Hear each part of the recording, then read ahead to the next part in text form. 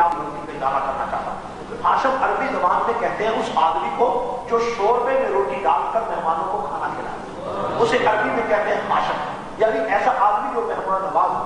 عرب کے اندر سب سے اعلیٰ کھانا شوربے میں روٹی ڈال کر کھلانا تھا، جسے ظریف کہتے ہیں۔ تو بنو ہاشم اس آدمی کا نام ہے جو شوربے میں روٹی ڈال کر لوگوں کی مہمان نوازی کرتا تھا۔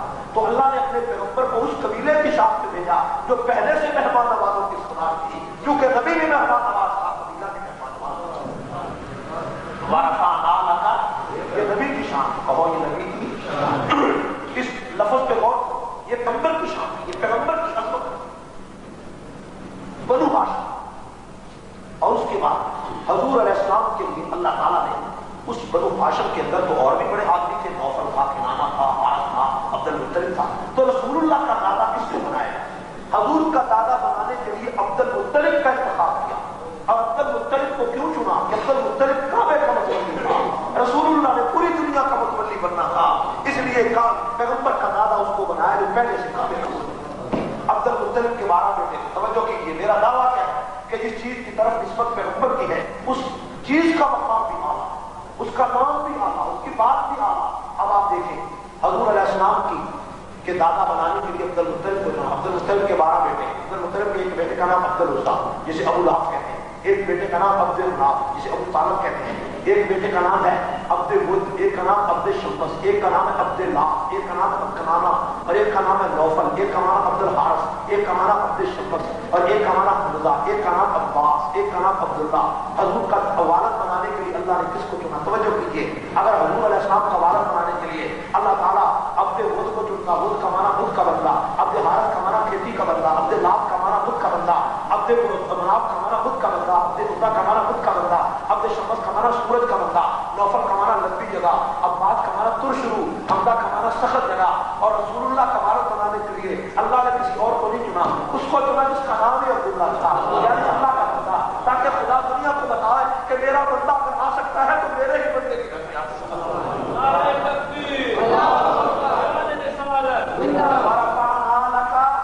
اے پیغمبر، ہم نے تیرے ذکر کو اونچا کر دیا، ہم نے تیرے نام کو اونچا کر دیا، ہم نے تیری بات کو اونچا کر دیا، ہم نے تیرے کردار کو اونچا کر دیا، ہم نے تیری باتوں کو اونچا کر دیا۔ ورفعنا لک۔ اب حضور کے لیے اللہ نے والد کا انتخاب بھی عرش پہ کیا، دادے کا انتخاب بھی عرش پہ کیا۔ اب حضور کے لیے اللہ تعالیٰ والدہ کا انتخاب کر رہے ہیں، جس کا اماں کا انتخاب، یہ بھی عرش سے ہوا۔ اماں کے انتخاب سے پہلے ابے کے قبیلے کا انتخاب ہوا۔ قبیلے تو وہاں 40-50 اور بھی تھے، تو قبیلہ کون سا؟ ایک قبیلہ ہے بنو شتیبہ، شتیبہ کہتے ہیں ٹہنیوں والا قبیلہ۔ بنو نذیر کا معنی کانٹوں والا قبیلہ، بنو خزرج کا معنی ہے سختی والا قبیلہ۔ یہ قبیلوں کے نام ہیں، لیکن ان قبیلوں میں ایک قبیلے کا نام ہے بنو زہرہ، زہرہ کہتے ہیں تر و تازگی کو، تازگی والا قبیلہ۔ اللہ نے اپنی امت کے لیے وہ قبیلہ چنا جو پہلے سے تازگی والا تھا، رسول اللہ بھی تازگی کا پیغام لا رہے تھے، تو امت کا قبیلہ بھی وہ چنا جو پہلے سے تازگی والا تھا، جو بنو زہرہ۔ بنو زہرہ قبیلے میں کس لڑکی کو چنا جائے؟ ایک لڑکی کا نام خمسہ، خمسہ کا معنی بد شکل، ایک کا نام حربہ لڑائی والی، ایک کا نام نبا، نبا کا معنی لمبے ناک والی۔ تو ان لڑکیوں کو اللہ نے نبی کی اماں بنانے کے لیے چنا۔ اس لڑکی کو چنا جس کا نام آمنہ تھا، آمنہ کا معنی امانت والی۔ خدا دنیا کو بتانا چاہتا تھا کہ میری جو امانت اکثر رات سے محفوظ ہے وہ آئے گی تو اسی آمنہ کی گود میں آئے گی۔ ورفعنا لک، یہ نبی کی شان اور یہ نبی کی، یہ پیغمبر کی وجہ سے، یہ سب کچھ رسول اللہ کی وجہ سے ہو رہا ہے۔ پیغمبر کے لیے قبیلے چنے گئے، علاقے چنے گئے، بستیاں چنے گئی۔ رسول اللہ کے لیے اماں کے قبیلے کا انتخاب ہوا، پھر اماں کا انتخاب ہوا، پھر رسول اللہ دنیا میں تشریف لائے۔ توجہ میری طرف کریں، جب حضور دنیا میں تشریف لائے تو کیا ہوا؟ عبد المطلب کے دل میں بات ڈالی کہ اس کا نام وہ رکھو جو پہلے کبھی نہیں رکھا تھا۔ حضور دنیا میں تشریف لائے، عبد المطلب کو رسول اللہ کو اٹھا کر کہتے ہیں لوگوں یہ میرا جو پوتا ہے، یتیم پوتا ہے، اس پوتے جیسا چہرہ تو کبھی کسی نے نہیں دیکھا، غیب سے آواز نہیں، تو کیسے دیکھتا؟ ہم نے بنایا ہی نہیں، تو کیسے دیکھتا؟ ہم نے بنایا نہیں ہے۔ تو کہتے میرا جی چاہتا ہے کہ اتنا حسین آدمی، اس کی لوگ تعریف کریں، اس لیے اس کا نام کو رکھا، اس کا معنی تعریف کیا ہوا۔ تو نام کو تلاش کیا جس کا جو لفظ ہے ملقب ہے محمد۔ کیا نام ہے؟ محمد۔ محمد کا معنی کہ ساری دنیا مل کر اس کی تعریف کرے، وہ محمد ملتا ہے، اور سب سے زیادہ جو خدا کی تعریف کرے وہ احمد ملتا ہے۔ تو اللہ نے حضور علیہ السلام کا نام رکھا محمد۔ اللہ نے اسی وقت اپنے پیغمبر کا نام احمد رکھ دیا۔ عرش پہ احمد تھا، فرش پہ محمد تھا۔ اور پھر لفظ محمد اتنا عجیب ہے، اگر کبھی موقع ملا تو صرف صرف لفظ محمد پہ ساری رات تقریر انشاءاللہ آپ کو سناؤں گا. لفظ محمد کیا ہے؟ لفظ محمد بڑا عجیب. لفظ محمد حمد سے ہے. لفظ محمد کس سے؟ حمد. حمد ہمیشہ آخر میں ہوتی ہے. حمد ہمیشہ آپ کھانا کھا کے کہتے ہیں شکر الحمدللہ, تو آخر میں کہتے ہیں, تو محمد بھی آخر میں آئے ہیں, اس لیے حمد سے آپ کو بنایا گیا ہے کہ محمد حمد سے ہے. اور پھر محمد لفظ ایسا ہے کہ دشمن بھی نبی کو نہ مانے, بے شک نہ مانے, لیکن جب لفظ بولے گا محمد تو دونوں لب مل کریں گے. اللہ نے دنیا کو بتایا جس کا نام لینے سے لب ملیں گے, اس کی بات مانو تمہارے دل مل جائے. محمد حمد سے ہے. اور پھر لفظ محمد پہ نقطہ کوئی نہیں. دیکھو جس نبی کے نام پہ نقطہ کوئی نہیں, اس کی ذات پہ نقطہ. اور باقی انبیاء کے ناموں پہ غور کرو اور محمد کے نام پہ غور کرو, توجہ کرو. آدم کا معنی جنت کے رہنے والا, روح کا معنی نوح کرنے والا, زکریا کا معنی صفائی والا, ادریس کا معنی سبق والا, یعقوب کا معنی بات جنانے والا, یوسف کا معنی افسوس والا, موسیٰ کا معنی پانی سے نکلا ہوا, ابراہیم کا معنی بزرگی والا, اسماعیل کا معنی خدا کی سنی دعا, عیسیٰ کا معنی صحت والا, یونس کا معنی انس والا, یعقوب ایوب کا معنی لوٹنے والا. لیکن ان سارے ناموں کے مقابلے میں لفظ محمد ہے کہ محمد کا معنی ساری کائنات مل کر تعریف کرے, پھر تعریف ختم نہ ہو, تو لفظ محمد نہ بنا.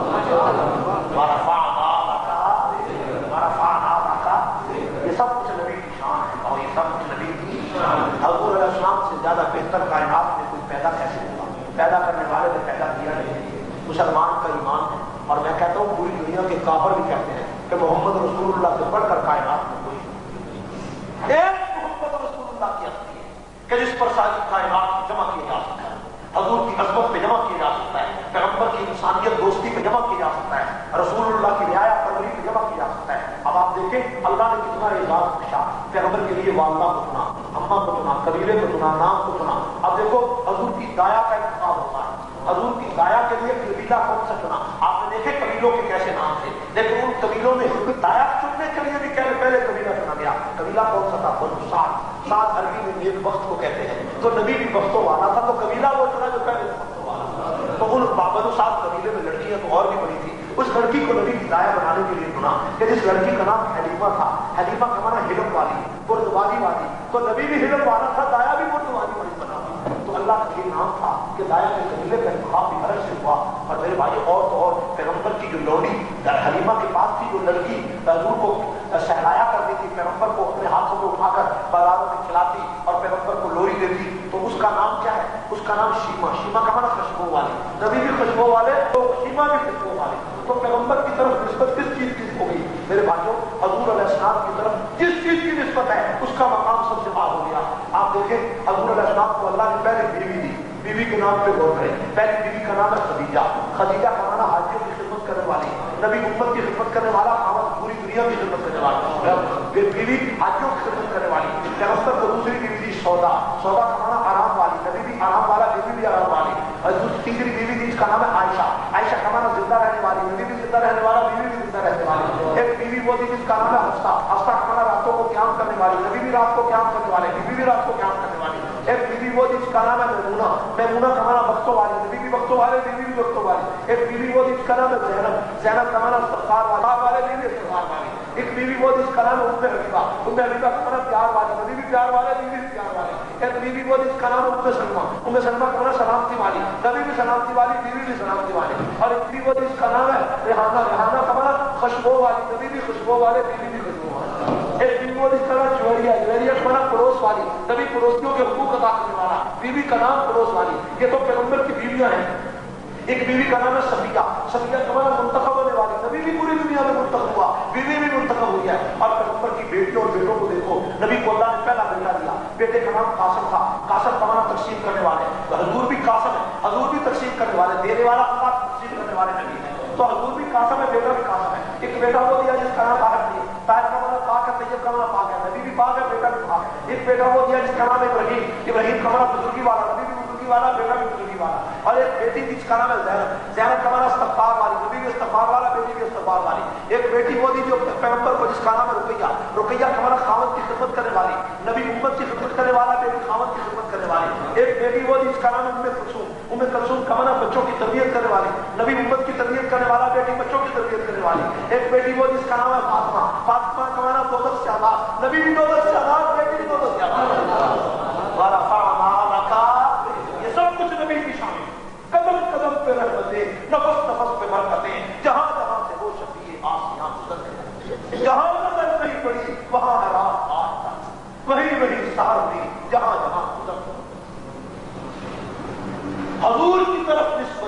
چیز کی ہو گئی اس کا مقام اعلیٰ. یہ بات سمجھ میں آ گئی کہ جس چیز کی طرف نسبت رسول اللہ کی ہے اس کا مقام اعلیٰ، اس کا مقام، اس کا مقابلہ کوئی کر سکتا ہے؟ پوری دنیا میں کوئی اس کا مقابلہ ہو سکتا ہے؟ حضور علیہ السلام کی وجہ سے اللہ نے عزت دی مکے کی زمین کو. قرآن نے کہا لا اقسم بہذا البلد، اے پیغمبر مجھے تیرے مکے کے شہر کی قسم. یہ بات یاد ہے، کیسا انداز ہے قرآن کا کہ قرآن کہتا ہے اے میرے پیغمبر لا اقسم بہذا البلد، مجھے تیرے شہر کی قسم. اے اللہ کی قسم اس لیے کھانا ہوگا کہ تیرا گھر کھانا کعبہ ہے. اللہ نے فرمایا کعبہ تو پہلے بھی تھا، عرفات کا میدان تو پہلے بھی تھا. میں نے پہلے تورات میں قسم کعبے کی پوری کھائی، انجیل میں بھی کھائی، زبور میں بھی کھائی. وہاں کعبہ تو پہلے بھی تھا، صفا مروا پہلے بھی تھا، عرفات پہلے بھی تھا، مینا تو پہلے بھی تھا، اس لیے قسم کھاتا ہوں. قرآن کہتا ہے وَأَنْتَ حِلٌّ بِهَذَا الْبَلَدِ، کہ تیرے نبوت والے نورانی قدموں کی تلیاں مکی کی زمین پر وَرَفَعْنَا لَكَ، جس چیز کی طرف نسبت نبی کی ہو گئی وہ چیز اعلیٰ، وہ چیز وہ نام اعلیٰ، اونچا. اب آپ کو معلوم ہو گیا کہ رسول اللہ کے لیے مکہ اعلیٰ، مدینہ اعلیٰ، مکے کے مزار اعلیٰ، پتھر اعلیٰ، غار اعلیٰ، علاقے اعلیٰ، بستی اعلیٰ، چادر اعلیٰ. جب حضور کی علیہ السلام کے لیے ہر چیز اعلیٰ، تو آپ ہی تجربہ کر چکے ہیں کہ مکہ سے آتے ہیں، مکے کا رومال لے آئے، اس میں بڑی برکت ہے. یہ مکے کا چوبا ہے، اس میں بڑی برکت ہے. یہ مکے کی کھجور ہے، اس میں بڑی برکت ہے. یہ مدینہ کی کھجور ہے، یہ زمزم کا پانی ہے. کیوں برکت مانتے ہو؟ 1400 سال کے بعد مکے کی کھجور میں برکت آ گئی، نبی کے صحابہ میں برکت نہیں آئی. یہ تو غور کرو. اور جس چیز کی طرف نسبت نبی کی ہو گئی 1400 سال کے بعد، تو مکے کے کپڑے کو چنتا ہے، مکے کے پتھر کو چنتا ہے، مکے کی ٹوپی کو چنتا ہے، مکے کے رومال کو چنتا ہے. تو اسی لیے جب نسبت پیغمبر کی ابو بکر سے ہو گئی تو صدیق اکبر بنا، جب عمر سے ہو گئی تو فاروق اعظم بنا، جب عثمان سے ہو گئی تو ذوالنورین بنا، جب نبی کی نسبت علی سے ہو گئی سلطان عالم بنا.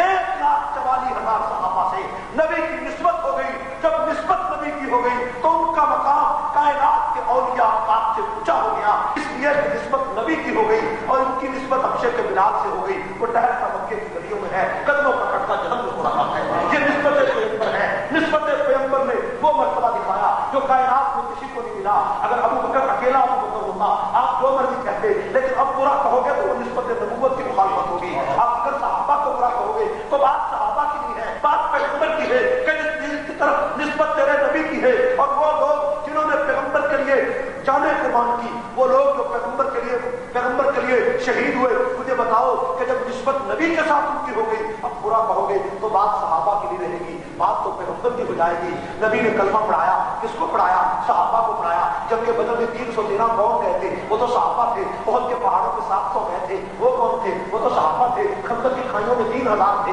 وہ تو صحابہ تھے. اور جناب جنگ تبوک میں 30,000 گئے تھے، وہ تو صحابہ تھے. صلح حدیبیہ میں 1400 گئے تھے، وہ تو صحابہ تھے. فتح مکہ میں 10,000 گئے تھے، وہ تو صحابہ تھے. پیغمبر علیہ السلام کے لیے جنہوں نے تپتے ہوئے انگاروں کو دیکھ کر نبی کا دامن نہیں چھوڑا، جنہوں نے ابلتی ہوئی دیگوں میں گر کر نبی کا دامن نہیں چھوڑا، جنہوں نے چمکتی ہوئی تلواروں کے نیچے نبی کا دامن نہیں چھوڑا، جنہوں نے میدے سینوں پہ کھا کر نبی کا دامن نہیں چھوڑا، جن کی بیویاں بیوہ ہو گئی نبی کو نہیں چھوڑا، بچے یتیم ہو گئے بیوہ ہو نبی کو نہیں چھوڑا، افریقہ کے جزیروں میں پہنچ کر محمد کا دین پہنچایا نبی کو نہیں چھوڑا. حویلیاں مکے میں رہ گئی، علاقے مکے میں رہ گئے، بچے مکے میں رہ گئے، بیویاں مکے میں رہ گئی، لیکن خود کوئی چین میں جا سویا، کوئی افغانستان میں جا سویا، کوئی مصر میں جا سویا، کوئی روس میں جا سویا، کوئی جناب مکران کے ساحل میں جا سویا، کوئی مراکش کی وادیوں میں جا سویا. محمد کا قرآن لے کر پوری کائنات کے خطے خطے میں نبی کے صحابہ پہنچے. اگر نبی کی نسبت پتھر کی طرف ہو جائے تو اللہ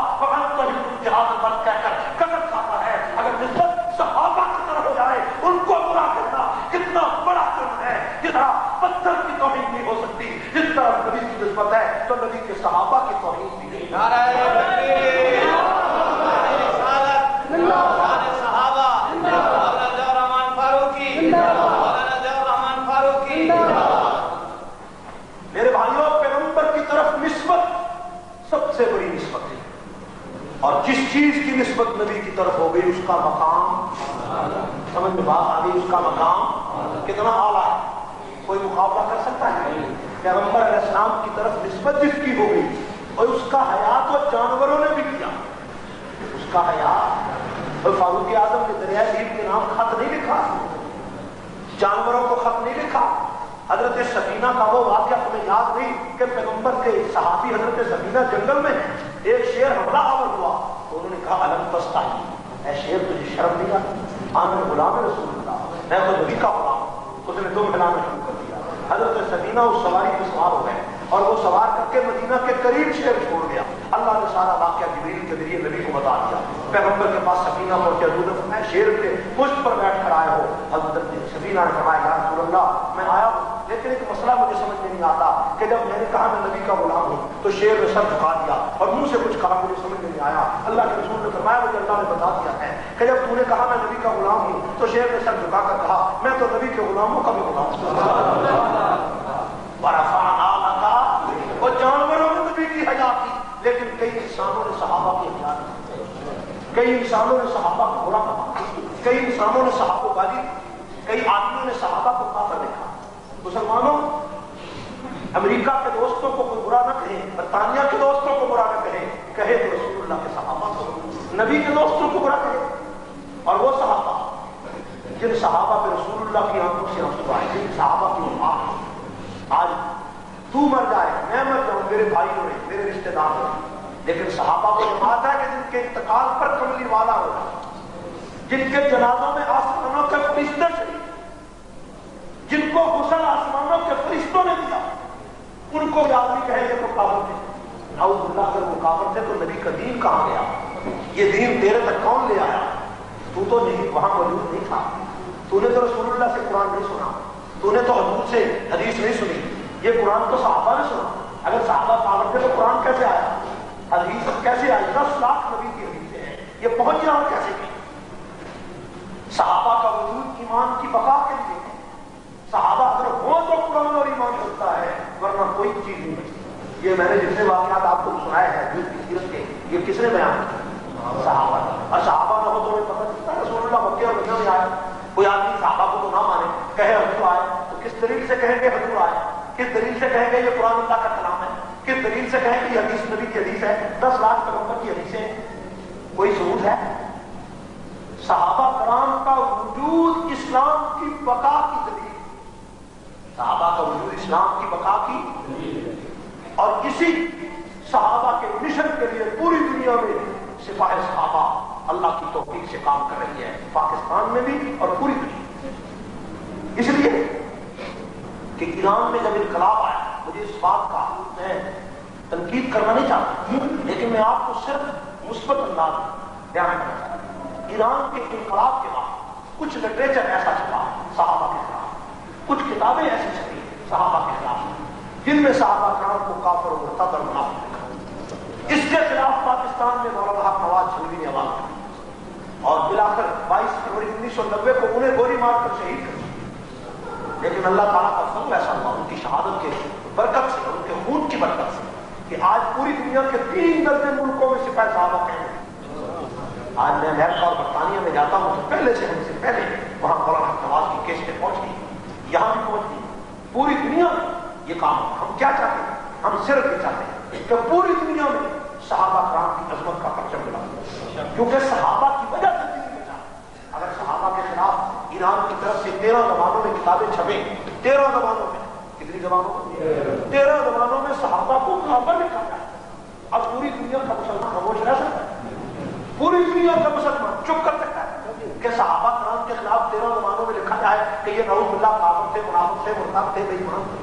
کوئی آج پاکستان میں ایسی کتابیں چلی، اور وہ 165 کتابیں 28 ستمبر 1991 کو اس وقت کے وزیر اعظم نواز شریف کو میں نے لاہور گورنر ہاؤس میں پیش کی تھی، 165 کتابیں، کہ یہ کتابیں ہیں جو ان 10 سالوں میں پاکستان میں صحابہ کے خلاف ہوئی، کچھ ایران کے خلاف، ایران میں چلی، کچھ پاکستان میں چلی۔ اس لٹریچر کی ضبطی کا انہوں نے وعدہ کیا لیکن وہ ضبط نہیں ہوا۔ وہی کتابیں بعد میں نے غلام اسحاق خان صدر کو دی، پھر وہی کتاب فاروق لغاری، ان میں سے 17 کتابیں صرف ضبط ہوئی، باقی نہیں ضبط ہوئی۔ مجھے بڑا افسوس ہے کہ ایران کی حکومت اسلام کا دعویٰ کر کے صحابہ کو کافر لکھے، اس سے بڑا کوئی ظلم ہو سکتا ہے؟ اور میرے بھائیوں، حضور علیہ السلام کی حدیث سنو، حضور نے فرمایا اذا ظہرت الفتن فتنے عام ہو جائے، فتنے پھیلنے لگے اور لوگ میرے صحابہ کو گالی دینے لگے، بل یظہر العلم عالم علمہ، اس وقت عالم کو چاہتے میدان میں نکل کر اپنا علم ظاہر کرے۔ وَإِن لَمْ يَفْعَلْ ذَلِكَ، ایسے وقت میں کہ صحابہ کے خلاف کتابیں چھپتی رہی اور ان کو برا کہا جاتا رہا اور مولوی خاموش رہے، پیر خاموش رہے، فَعَلَيْهِ لَعْنَةُ اللَّهِ وَالْمَلَائِكَةِ وَالنَّاسِ، اللہ اور اس کے رسول کی اس عالم پر لعنت۔ ہم مولانا حق نواز نے یہ پیغام کیوں اٹھایا؟ اس لیے کہ وہ اللہ پیغمبر کی حدیث کی روشنی میں وہ سمجھتے تھے کہ صحابہ کی وکالت کرنا، صحابہ کے کارنامے بیان کرنا، صحابہ کا پیغام پوری طرح بیان کرنا یہ مذہبی فریضہ ہے۔ اس فریضے پر عمل کرنا چاہیے ہمیں یا نہیں؟ تو میں آپ سے کہوں گا کہ آپ سپاہی صحابہ میں شامل ہوں۔ سپاہی صحابہ کے جو پاکستان میں نوجوان شہید ہوئے ان کے ساتھ خصوصی تعلق ہے۔ 300 آدمی جیلوں میں پڑا ہے، 180 نوجوان شہید ہو چکے اور اس کے لیے میں نے پورا یعنی ان کا خاکہ شہداء کا قاری صاحب کو دے دیا ہے اور آپ کو اس سے وہ اتاروں گے۔ تو میں آپ کہوں گا کہ ناموس صحابہ کے تحفظ کے لیے پوری جماعت کو، تمام اہل سنت کو، خواہ وہ بریلوی ہو، خواہ اہل حدیث ہو، خواہ وہ دیوبندی ہو، اس لیے کہ سپاہی صحابہ میں پاکستان میں تمام نوجوان شامل ہیں، تو ان کو ایک پلیٹ فارم پر اہل سنت کو جمع ہونا چاہیے اور اہل سنت کا اتحاد ہونا چاہیے تاکہ ناموس صحابہ کا پرچم بلند کیا ٹھیک ہے۔ اور میں آپ کو یہ خوشخبری دینا چاہتا ہوں کہ اس وقت امریکہ میں یہ کتابیں مل رہی ہیں۔ اس میں نے پچھلے دنوں امریکہ کا دورہ کیا، امریکہ میں بھی اللہ تعالیٰ کے فضل سے سپاہی صحابہ قائم ہو چکی ہے اور وہاں پر میں نے وہاں کے مسلمانوں کے ساتھ مل کر یہاں بیٹھ، یہ کتاب ہے جس میں صحابہ کرام کے خلاف لکھا ہے، یہ ایران سے کتاب چلی اور اس کے اندر 58 صفحے پر یہ لکھا ہے کہ 1,24,000 انبیاء اس مرتبے تک نہیں پہنچ سکے جہاں ہمارے 12 امام ہیں۔ یہ اصل کتاب ہے، یہ دیکھ میرے بھائیوں اس پر آپ غور کریں۔ تو لٹریچر اور وہ کتابیں جن پر ہم احتجاج کرتے ہیں، ہم کسی کو برا نہیں کہتے، ہم کسی کو گالی نہیں دیتے، ہم کسی پر بلا لباس تنقید نہیں کرتے، ہم اصلاح کرنا چاہتے ہیں۔ مسلمانوں کو چاہیے کہ وہ صحابہ دشمنوں کے فتنوں سے آگاہ رہیں اور ان سے باز رہیں اور ان کے مقابلے میں صحابہ کرام کی کارنامے پوری دنیا میں نشر کیے جائیں۔ یہ آپ دیکھیں، یہ حضرت عمر فاروق پر ہے، یہ حضرت عمر پر ہے، یہ حضرت عثمان غنی پر ہے، یہ حضرت علی رضی اللہ عنہ پر ہے، اسی طرح حضرت ابوبکر صدیق پر ہے۔ یہ 20 کتابیں میں نے ایک ایک صحابی پر اللہ کی طرف سے لکھی ہے اور یہ 20,000 لٹریچر امریکہ میں وہاں کے مسلمان بچوں کے لیے انگریزی زبان میں ہم بھیج رہے ہیں۔ اسی مہینے انشاءاللہ کیوں بھیج رہے ہیں؟ اس لیے تاکہ مسلمان